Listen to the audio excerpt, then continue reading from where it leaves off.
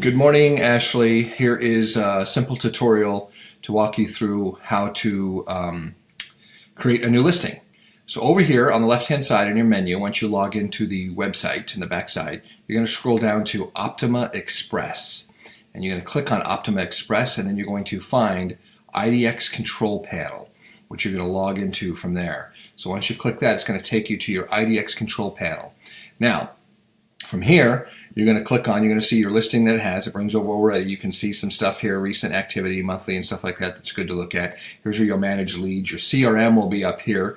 That I'm hoping to have up and running by today. But here's where you go to listings, and it will bring over and manage your listings. You can see it brings in your solds and those kinds of things as well. But sold and off market is what you want to click on over here on the left hand side, because this is sold properties and then off market, which means not on the MLS. So off market doesn't mean it's not on the website, but it'll be on the MLS. And here's where you add a sold or pending property or add a new listing. So here, pending or whatever, just add here, show on website, yes or no, show pending or sold or unknown, doesn't matter. House number, right? So you can give it its own unique number because it won't have an MLS ID yet. You put your street number in here, 123 Main Street, right? Fills out everything. House name, street number, a show address, yes. Property type, house, condo. So it's basically entering into the MLS and going through and entering all the different things that you want to for here.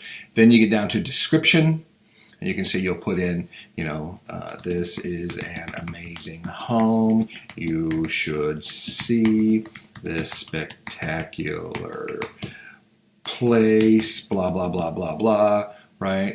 Make sure you correct all your spelling.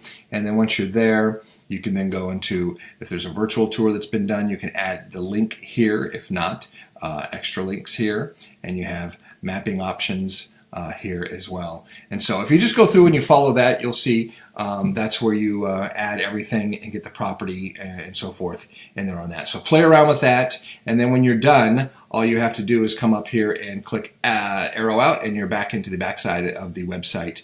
Again, stay away from all this stuff, especially the appearance and all this fun stuff and things like that, okay? Let me know if you have any questions. All right, take care.